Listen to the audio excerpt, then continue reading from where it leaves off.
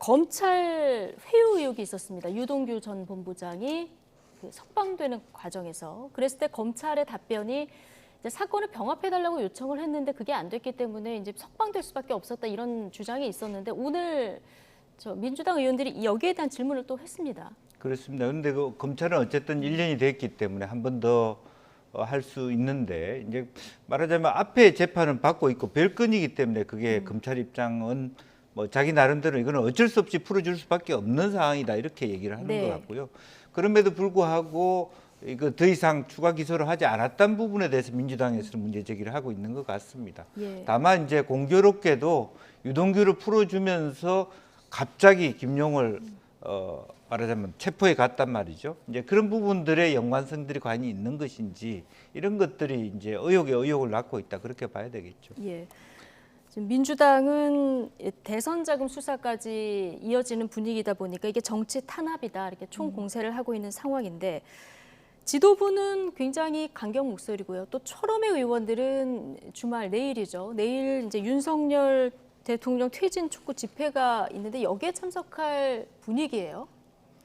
아마 제가 아까 말씀드렸듯이 할 수 있는 그 모든 방법을 다 동원할 건데요. 네. 벌써부터 민주당 내에서도 이게 아닌데라고 생각하는 사람들이 있을걸요. 네. 왜냐하면은 이미 이제 설훈 의원 같은 경우는 방송을 통해서 그렇지 않아도 이런 일이 있을 거라고 예상해가지고 예. 대표 나오지 말라 그랬다라는 얘기도 나오잖아요.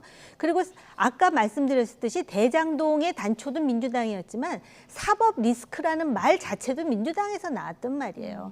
그렇기 때문에 어떻게 보면은 다 알고 있었을 거 아닙니까? 올 것이 왔다. 그래서 방탄을 그렇게 친 거 아니에요. 보궐선거에도 나오고 당대표로도 나오고 뭐 다 했잖아요. 그리고 당원 당규도 바꾸고 백약이 무효예요. 진실 앞에서는. 그리고 아까 또 유동규 씨 인터뷰 얘기를 또 하는 것이 바람직할지는 모르겠지만 뭐 양파처럼 까고 또 까도 진실은 밝혀진다 뭐 이런 취지로 얘기를 했더라고요. 얼핏 보니까. 예.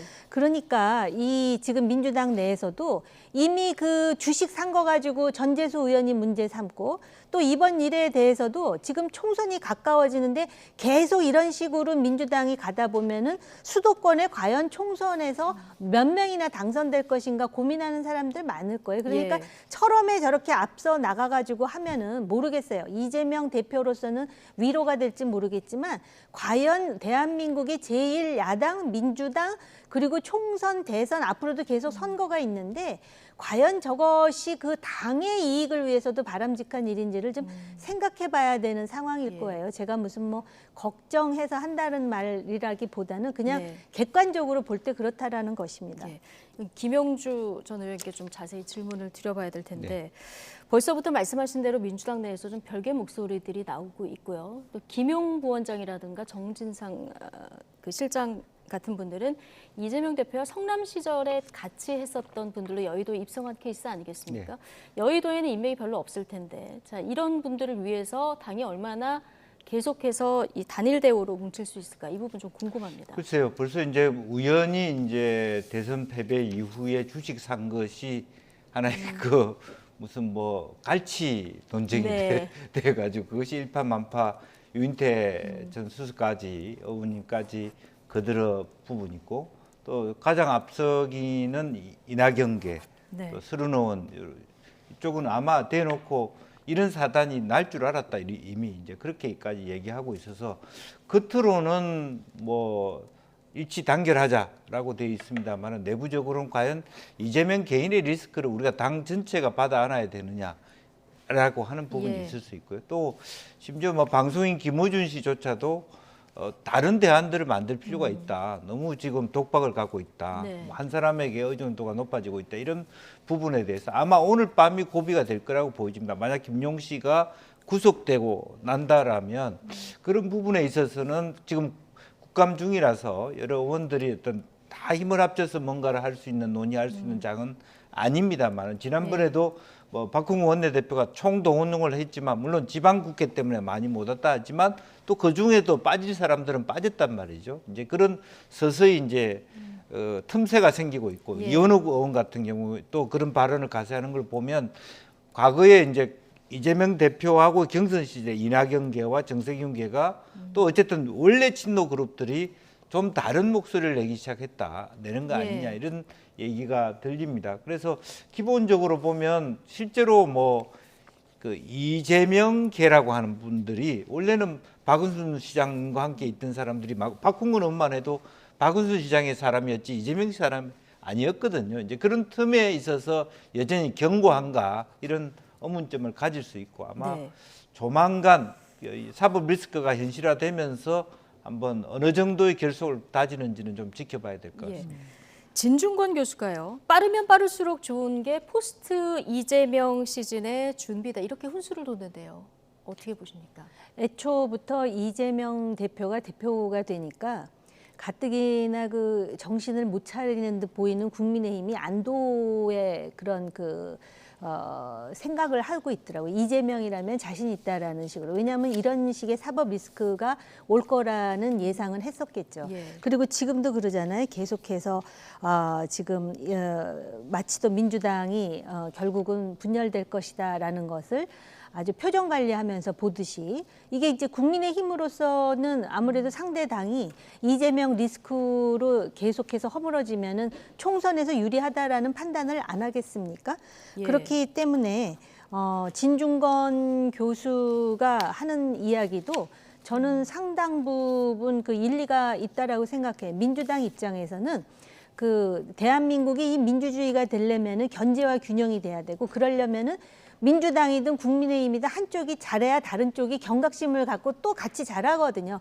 근데 둘 다 질벌되니까 서로 못하는 거 경쟁하고 적대적 공생관계로 서로 너 이 정도 네. 못하니까 나도 이 정도 못해도 돼 하는 식의 지금 상황이 되어버렸거든요. 예. 그런데 만약에 민주당이 이 일을 계기로 해갖고 되게 힘들 거예요. 왜냐하면 이재명 철험회를 비롯해서 이재명 대표를 따르는 사람들이 많기 때문에 근데 수습해야 돼요. 그래서 이재명 카드가 아니라 새로운 카드로 뭔가 이렇게 혁신하고 여기서 극복해야 된다라는 의지를 보이지 않는 한 이거는 마이너스가 되지 플러스로 되기는 좀 쉽지 않을 거예요. 물론 이재명 대표가 이 일과는 전혀 관계없이 정말 사탕 하나도 먹지 않고 정말 억울한 상황이라는 게 예. 100% 밝혀진다면은 완전히 이재명 체제로 공고화 되겠죠. 네. 이건 이제 수사와 네. 재판을 지켜봐야 되는 거고요. 어쨌든 김용 그 부원장의 영장 발부 여부가 1차적으로 주목되는 상황이고요. 그런데 지금 영장이 나오느냐 또 기각되느냐 갈림길에 선 분들이 또 있죠. 서해 피격 사건 관련해서 서욱 전 국방부 장관 그리고 김홍희 전 해양경찰청장 오늘 영장 심사 받고 지금 기다리고 있는 이런 상황입니다. 문재인 정부 대북 사건 지금 계속 수사가 되고 있는데 검찰이 그러니까 신병 확보로는 처음 시도하는 거라서 네. 결과가 굉장히 주목이 됩니다. 네. 사실은 이제 큰 틀에서 보면 이 사건이 문재인 대통령의 통치 행위라든지 그런 것들을 볼 수 있습니다만은 실제적으로 피해갈 수 없는 부분은 밈스를 건드렸다. 네. 즉 군사 정보망에 대한 시스템 자체에 올라 있는 예. 자료를 삭제했다. 이런 것은 피해갈 수 없는 실질적인 공용 전자 기록 손상 예. 이 부분은 뺄 수 없는 것 같아요. 이제 그런 부분이 걸려 있는 부분. 예. 다른 부분은 논쟁할 수 있는 부분이거든 사실은.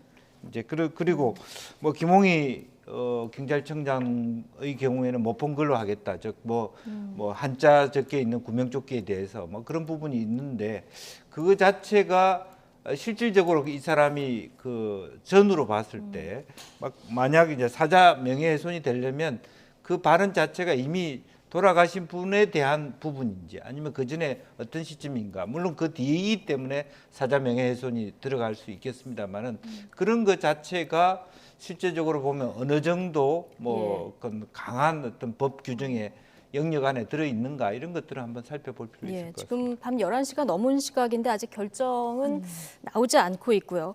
근데 어쨌든 이거는 구속영장 아니겠습니까? 네. 예, 신병을 확보하는 영장인데 이게 법원에서 판단할 때 보면 보통 이제 사안의 중대성도 보지만 증거 인멸이라든가 도주 도주. 우려가 있느냐, 자 이런 부분을 보는데 뭐 전직 장관이고 그리고 전 해양경찰청장입니다. 자, 어떻게 예상하십니까? 그러니까 그런 얘기도 하잖아요. 범죄가 충분히 소명되었으나 증거 인멸 도주의 가능성은 없고 뭐 이렇게 네. 해서 구속이 안 될 수도 있는 것이고요. 또 지금 그 허위 공문서 작성, 공용 전자 기록 손상이 지금 이제 그 범죄의 그 하나의 그 이유잖아요. 네. 그렇기 때문에 증거인멸의 가능성이 있다고 볼지 그거는 또는 이제 이렇게 볼 수도 있죠. 범죄 사실이 소명됐으나 더 이상 증거인멸할 게 없어서 뭐 이런 식으로 될 수도 있으니까 지켜봐야 될 것이죠. 그런데 만약에 구속이 된다면 서욱과 김홍희 선에서 끝이지는 않겠죠. 윗선으로 가려고 하겠죠. 예, 오늘 발부 여부에 따라서 그럼 1차적으로는 서훈 전 안보실장 그리고 박지원 네. 전 국정원장까지 이제 수사가 올라갈 거다 이렇게 보십니까? 네, 그리고 또 일부 언론에는요, 요것도 확인해 봐야 될 대목인데, 당시 국정원이 그 북한 해역에서 이대준 씨가 발견되었다라는 거를 먼저 알고도 위에 보고하지 않았으며, 소각된 것에 대해서 가장 먼저 보고한 쪽이 국정원이다라는 기사를 제가 봤거든요. 그런데 과연 예. 이것에 대해서 지금 검찰은 감사원과 별개로 자기네들이 독자 수사해서 수사 결과를 가지고 지금 구속영장을 청구했다라고 얘기하고 있거든요. 네. 그렇기 때문에 이제 지켜봐야 될 대목이죠.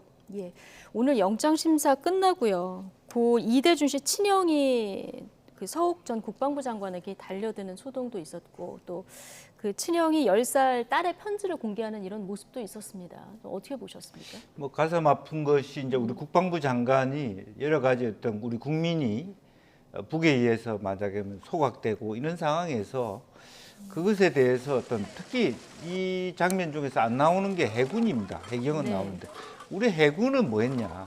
또 우리 국방부가 아예 북에다가 어떤 그 도로 빨리 돌려달라고 강하게 네. 의견을 내야 되는데 그렇기는커녕 오히려 이 검사들의 주장에 의하면 그걸 은폐하려 했다면 굉장히 큰 문제고 그래서 굉장히 우리로서는 치욕스러운 장면 중에 하나다 그렇게 보여지고 다만 기본적으로 이 밈스라고 하는 것은 여러 가지 정보를 취합해서 정리해내는 과정이기 때문에 앞으로 재판상에서도 다만 이 삭제라는 부분이 걸릴 뿐이지 예. 하나 한 방향 원보이스로 가는 것 자체는 정당한 과정이다 이런 부분에 있어서 상당한 예. 뭐 논쟁이 될 거라고 보여집니다. 예. 그런데 이제 뭐 밈스에서 군사기밀 삭제한 것도 원본을 삭제한 것이 아니다 이렇게 주장을 네. 하고 있기 때문에 오늘 지금 어떻게 법원이 보는지 지켜봐야 될 것 같고요. 짧게 대통령 지지율 볼까요?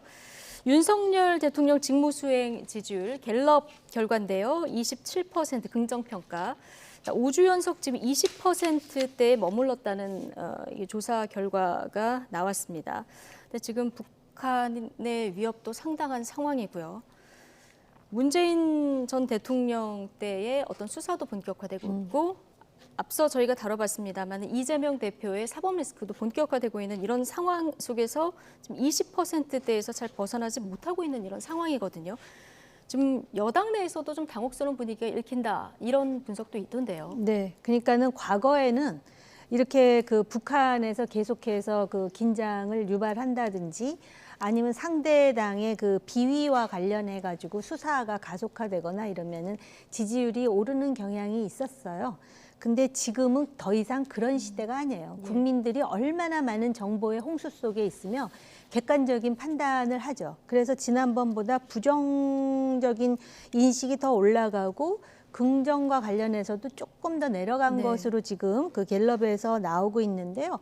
특히 그 김문수 위원장 얘기를 우리가 지난주에 했었는데 예. 그런 식의 어떤 그 극우적인 그런 인식이 결국은 이 어떤 지지율에 있어서 상당히 그 변수가 되는 중도층이나 부동층의 지지를 견인하기에는 매우 한계가 있었다고 봐야 돼요. 그리고 그러면 김문수 경사노위 위원장 인사라든가 발언이라든가 이런 부분이 좀 영향이 있었다. 예, 이렇게 거기다 보시는 더 거군요. 해가지고 예. 또 대통령이 그 원외 당협위원장들 만나가지고 종북 주사파 얘기를 했잖아요. 네. 협치를 할 수 없다라는 차원으로 했는데 이것에 대해서 대통령은 그런 의도로 얘기한 게 아니더라 하더라도 그런 그 야당의 공격을 받고 결국은 대통령이 통합과 협치의 주역이 돼야 예. 되는데 이런 어떤 일련의 태도의 문제, 그다음에 그다음에 이준석 전 대표와 관련해 가지고 내홍이 이제 가라앉았지만 이거 자체는 거의 변수가 되지 않고 있다는 거를 알 수 있지 않습니까? 예. 그리고 문재인, 이재명 이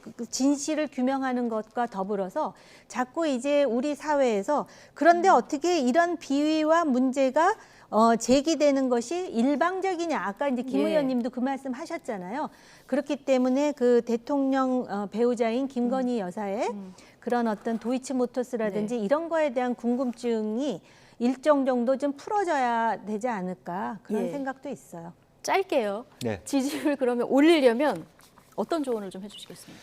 글쎄요, 우선은 이제 뭐 정치공학적인 얘기는 아니겠습니다만 국민들이 보시기에는 경제가 굉장히 어려운데 정치보복과 검찰이 너무 신랄하게 네. 말하자면 전 정권에 대해서 수사를 많이 한다 부분이고, 또 하나는 실제로 안보를 굉장히 강하게 강조함에도 불구하고 국민들이 느끼는 부분은 오히려 불안감이 더 정복되고 있고 예. 무능한 안보를 하고 있다, 그렇게 보여지기 때문에 조금 더 집중적으로 경제 중심, 또 경제 중심이 되기 위해서는 여당과 협치할 것, 뭐 그렇다고 해서 사법적인 부분을 봐달라는 뜻은 아닙니다. 예.